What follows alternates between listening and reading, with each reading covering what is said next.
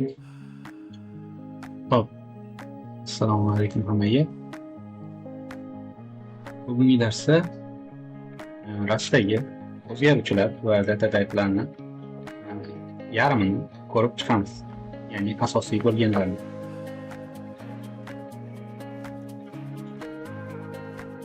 Davom ettiramiz.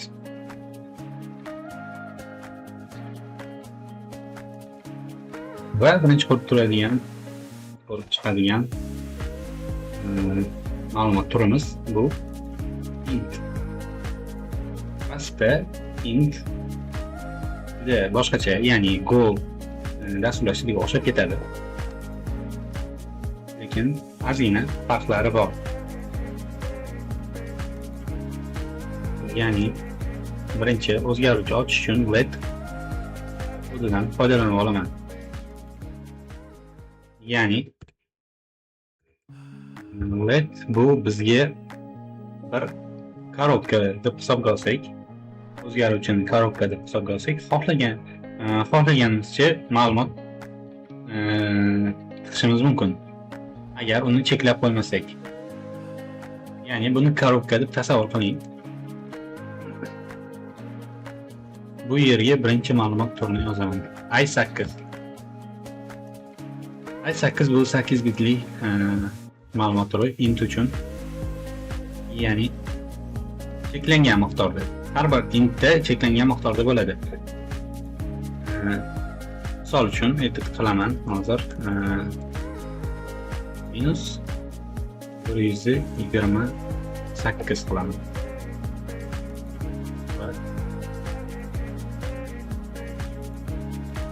Print qilamanda bu yerga ikkita qo'shimni ochaman va mana bunday qavs turini yozaman va a. Shuning uchun bu nimaligini int deb yozib qo'yaman-da. Hozir bu nega kerakligini tushunib olasiz. Albatta kompyuterim unikal bo'lganligi uchun shundan foydalanaman. Chunki meni kompyuterim juda eski.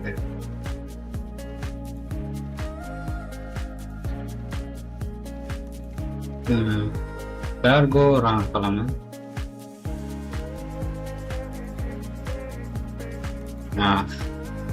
Ular xato chiqib qoldi. Print qilingan oxirida mana bunday belgi bo'lishi kerak.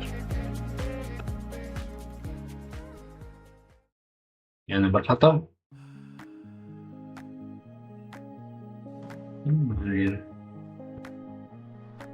Va endi ishlaydi. Bu int degan yozuv chiqdi.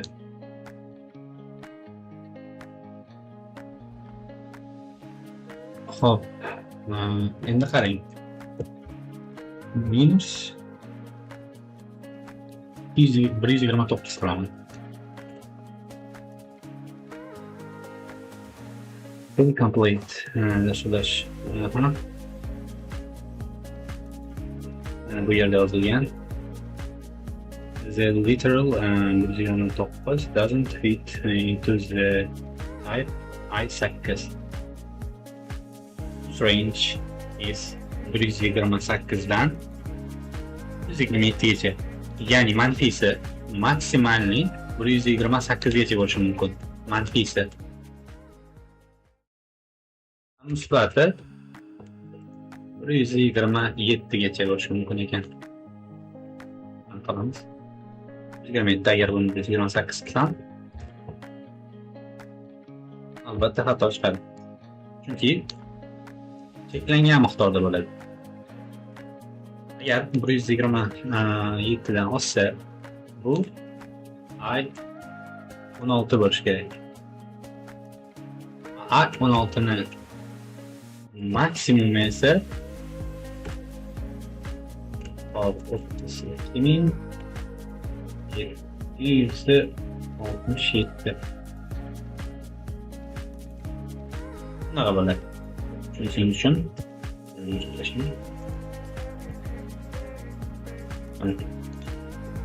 agar mana bu yerni 8 qo'yib qo'ysam, ortiqcha yozyapting degan yozuv chiqadi.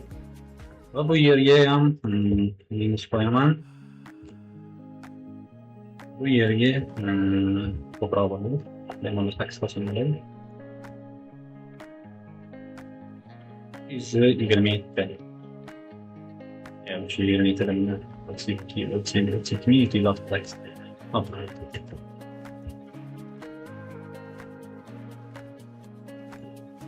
Shuningizda ham aytaman, bu yerda int ya'ni cheklangan miqdorda bo'ladi. Ko'rsatib o'tib ketaman. Bularning i8 va i16 ni ko'rdingiz. Keyingisi i32.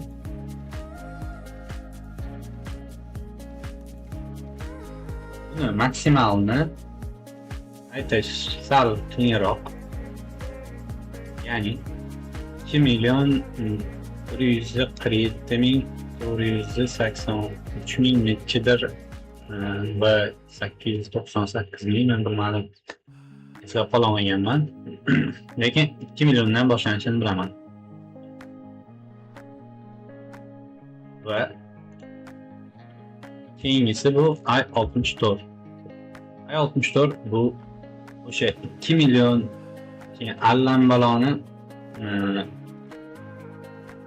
qo'shib olgan ko'proq ma'lumot turi bo'ladi. Bu yerda juda i64 da juda katta ma'lumot turlari yuritiladi. Lekin eng katta bundan ham kattaroq bo'lishi mumkin. i128. Bunda endi umuman farqi yo'q. Ya'ni juda katta sonlar uchun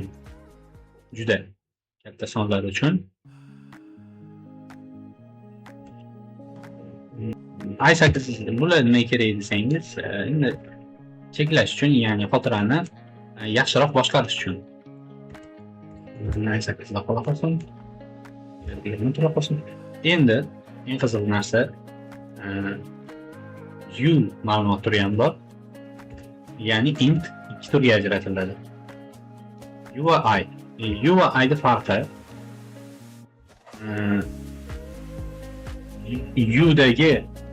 u'da umuman manfiy bo'lmaydi. Ya'ni minimumi 0 dan boshlanadi hammasida. 16 da ham, 32 da ham, 128 da ham hammasi 0 dan boshlanadi. Lekin shunga yarasha o'ziga yarasha ustunligi bor. Ya'ni aytgandim, minimum va maksimum ayda 128 bo'lsa, yoki pozitivda 127 bo'lsa, bu yerda pozitivda ko'proq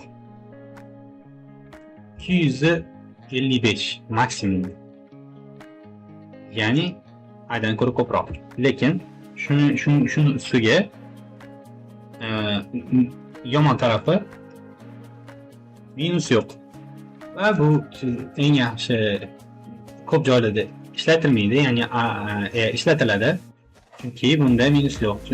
Misol uchun otuvlarda yoki yosh kiritilayotganda u kiritsa 0 dan kichkina bo'lmaydi-ku endi. minus 1 yosh bo'lmaydi-ku. O'shanga u ishlatiladi. Ya'ni bunda manfiy yo'q. 2 yo'q, 16 ni ko'rsata olaman. Ya'ni 16 da ham xuddi shunaqa, ya'ni qo'shib yuborilgan. Minus tarafi plusga qo'shib yuborilgan va ko'proq joy berilgan musbatga. 65.535 edi. Adashmasam. Ram qilamiz va bunga 6 qo'shsam buni qilaman mana. Oshirib yubordim dedi. Mana minimum va maksimumni ham o'zi yozib berdi.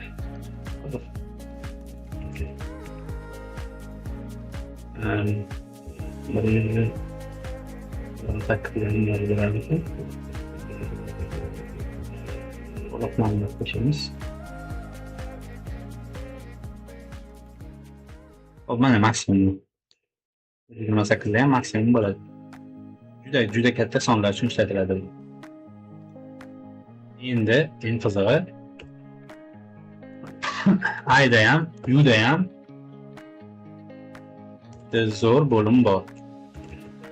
Ko'p ishlatiladigan. Bu nima desangiz, bu hozir U sizeligini ko'rsatyapman. U size'da I size'da ham, U size'da ham ikkalasida ham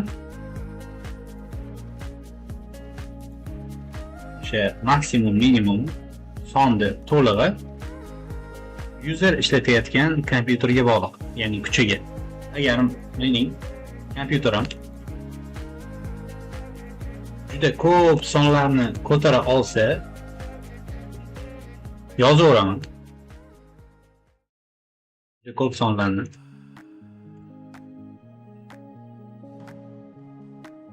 Agar ko'tara olmasa, mana shunday chiqadi. Ya'ni qurilmaga bog'liq. Ishlatayotgan qurilmaga. Hop. Endi keyingi jarayon, ya'ni bularni ya'ni spiskasini, ro'yxatini ekraningizda ko'rishingiz mumkin. Maksimum va minimumlarni. i8, u8, u16, i16 farqi yo'q, hammasi. Va yana bir type bor. Bu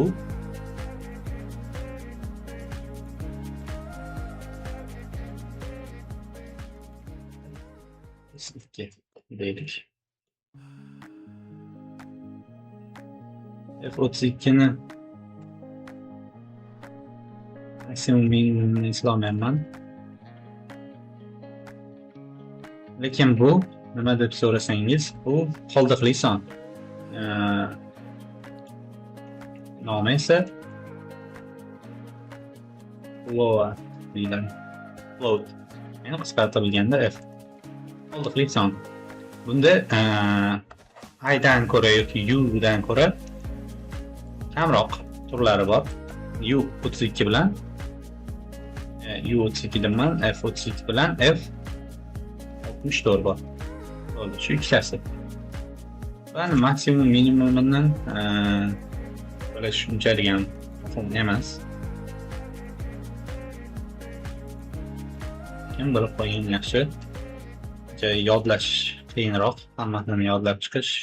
To'g'ri, o'zim ham hammasini yodlab olganman.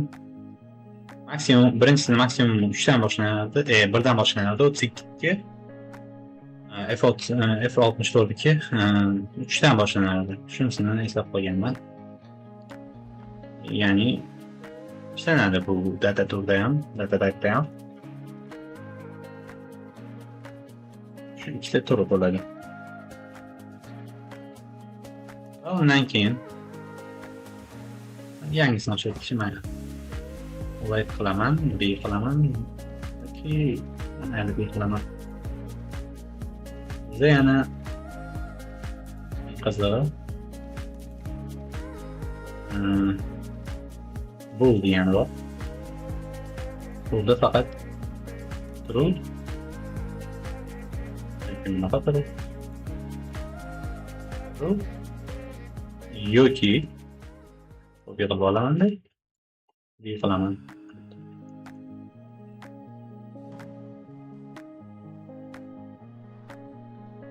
Ya bakın basın. Bu batı yazamanlı. Şimdi bir koyaman. Bu gidiliyorsa.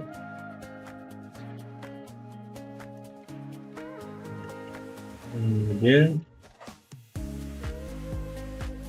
hepsini koyaman.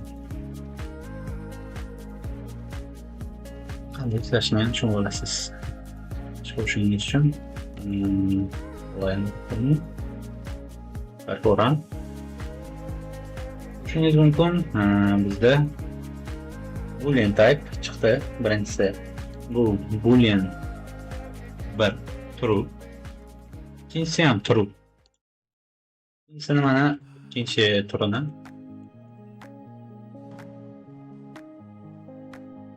false. True false. Boolean type'da faqat ikkita tur bor. True false. Undan boshqa turda ishlamaydi. Ya'ni boolean deb hozir mana bu yerga qandaydir son kirita olmayman. Bu boolean type'da bo'ladi. True yoki false qo'shishimiz kerak. Integerlarda esa yoki floatlarda unda farqi bor. Keyingi va oddiyroq data turimiz wait qilaman-da. Biron nom bilan qo'yaylikchi. Mana choy qilamiz. Qiziq data tur. Juda qiziq. Char. Hozirda bu data type ko'p dasturlashlarda yo'q. Ya'ni ba'zilarda bor, ba'zilarda yo'q. Ya'ni bu nima desangiz, bu stringga yaqin tur. Lekin bunda faqatgina bittagina element ishlatiladi. Misol uchun men foizli deylik. Kopiya qilaman. Keyin nimadir L harfini joyiga qo'ying. Kopiya qilmaydi. Joyiga qo'yamiz. Tamam. Orada yo'qmi?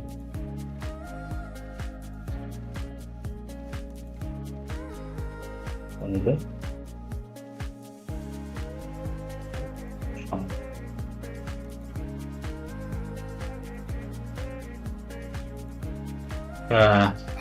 bu ano'riqli tarafim qanchasiga chiqib qoladi.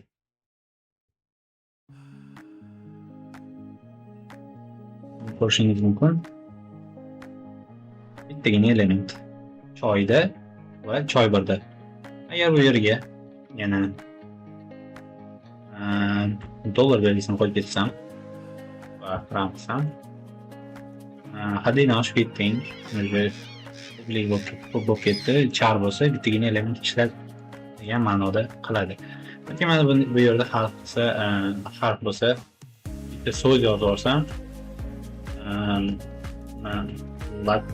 latte ham farqi yo'q. Vaqtni oshirib olding degan ma'noda qiladi. Shunda tushunishingiz mumkinki, bu yerda faqat char birgina ma'lumot turib, birgina elementni oladi. Bu yerga yana bir marta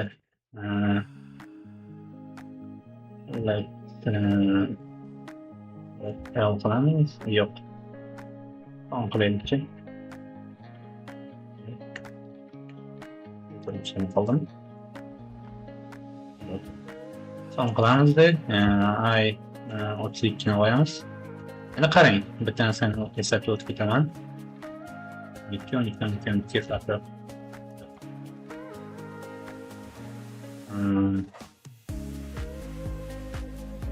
Bunday qilaman-da. Bunday qilaman. Hozir endi savol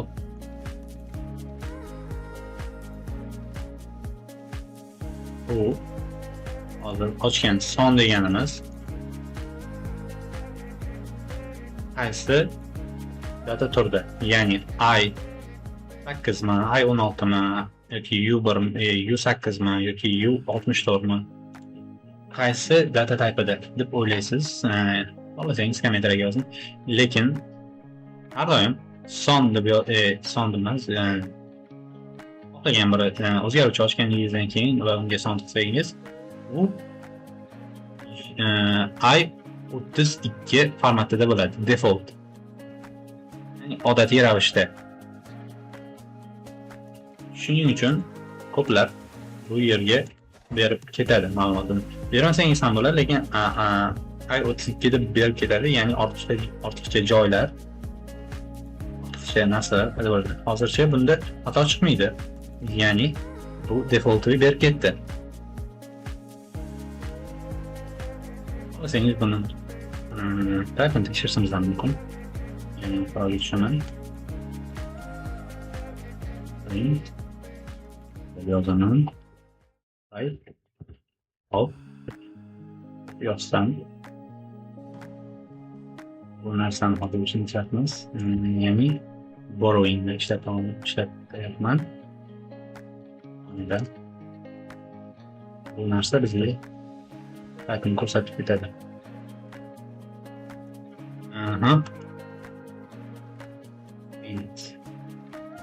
Type of. Now qilsak,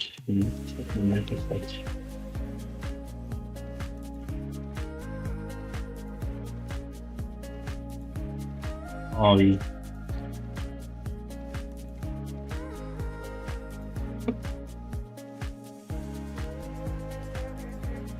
I, U, int turlari va float, chekka va 64 bo'limlarini va boolean typeini ko'rdik, charni ko'rdik. Lekin yana bir type turi bor. Uni ko'rib ketsak bo'ladi.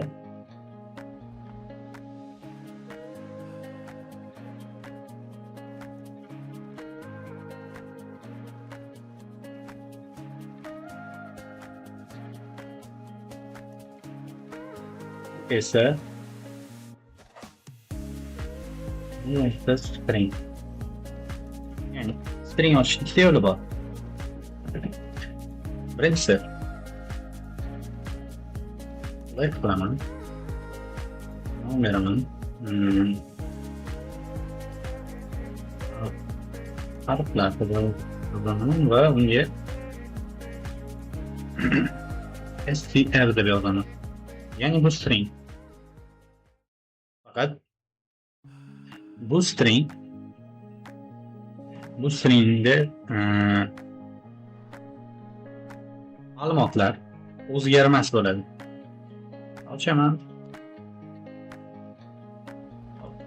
Yozaman nazar. Yozaman.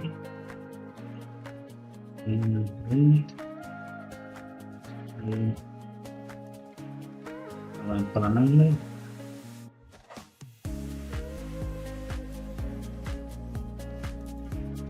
Mana buni ham ko'rsatib o'tishim kerak. Qarang, nima degani bu?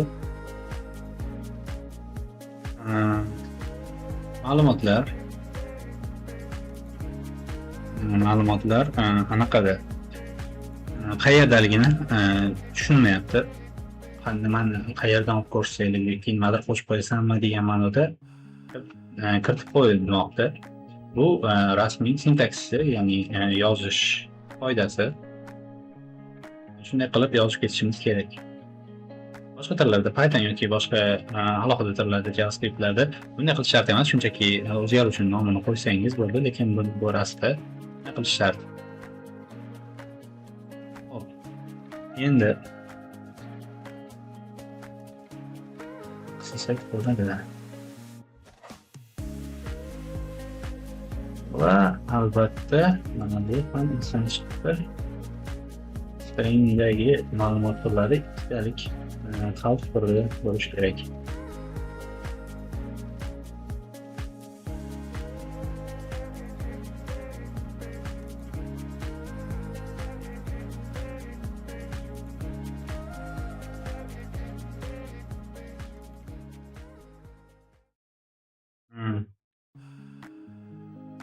Lovely.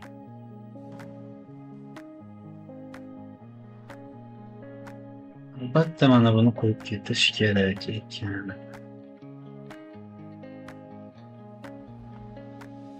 Buni qo'yib ketganimizdan keyin string ochiladi.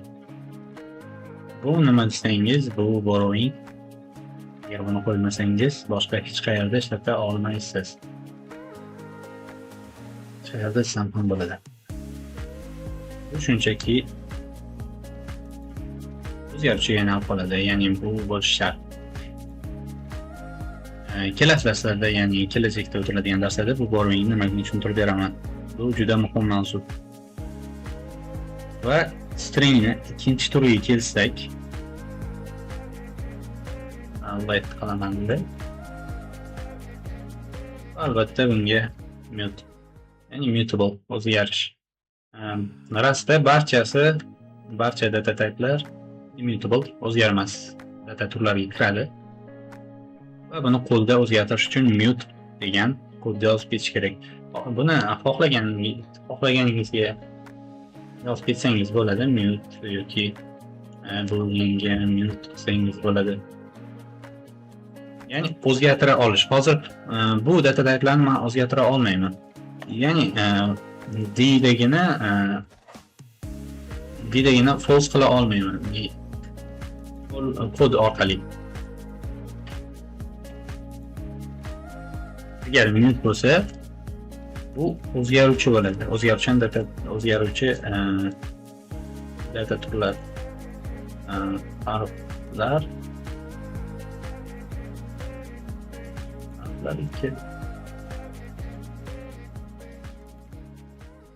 bu yerga string deb yozaman.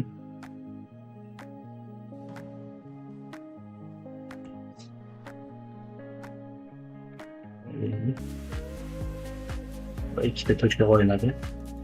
Past komda yoziladi. Bu yerga esa kod deb yozamiz.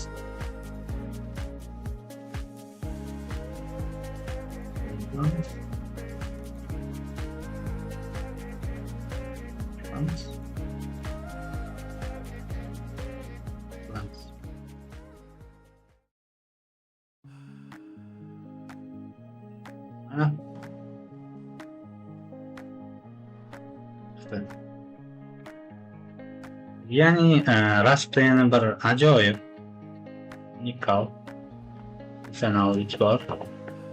Ya'ni bu Rustda o'zgaruvchi ochdingiz va uni misol uchun A bo'lsa, float turgan bo'lsa, men o'chirib yuboraman.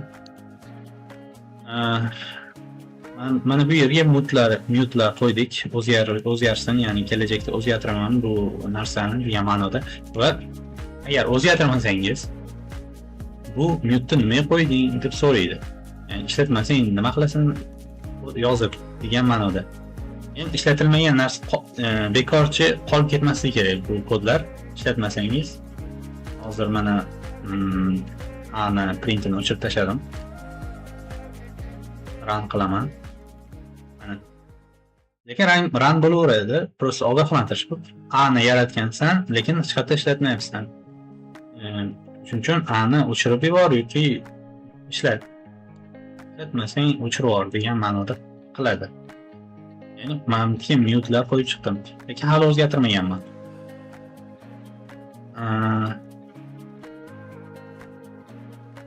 Shunday. Shuning uchun harakatga boshimni olib xato bo'lib tashlamasmi? Xato emas, ogohlantirish. Mana run qilaman. O'tishingiz mumkin. Bu ham string. Kelasi ham string formatda. Lekin farqi nima desangiz, bular mana bu xohlaganingizcha o'zgaradi. Qanday o'zgaradi desangiz, ikkita funksiyalligini ko'rsataman. Push qilaman. Push degani bor. Ya'ni mana shu str fromda push qilsak bo'ladi. Mana bu yerga oxiriga mana bu belgini qo'yib ketaman. Run qilaman. Albatta og'riqli.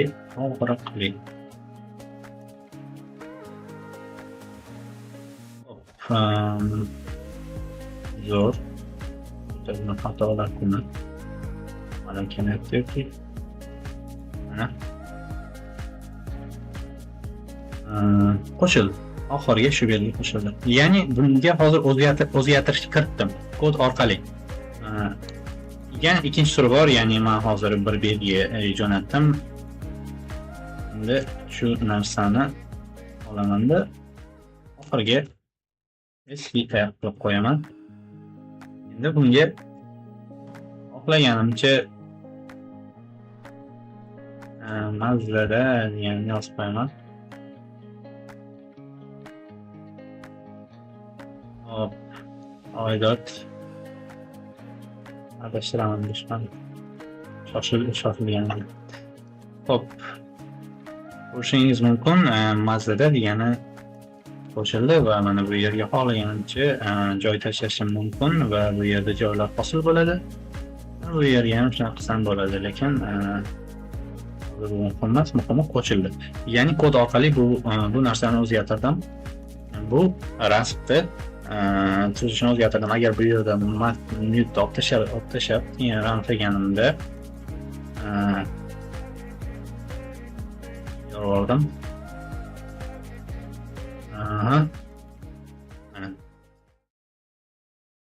Mute bo'lishi kerak edi.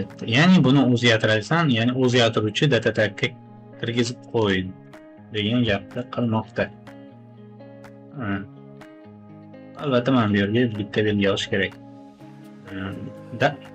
Taklif o'tib ketaman. Даже bitta bo'sh joy ham bu belgiga kiradi. G'alati ishladi, lekin bu belgilangan. Nimadir joy egallaydi. Xullas, mening fikrimcha bunga bo'ladi. Bugun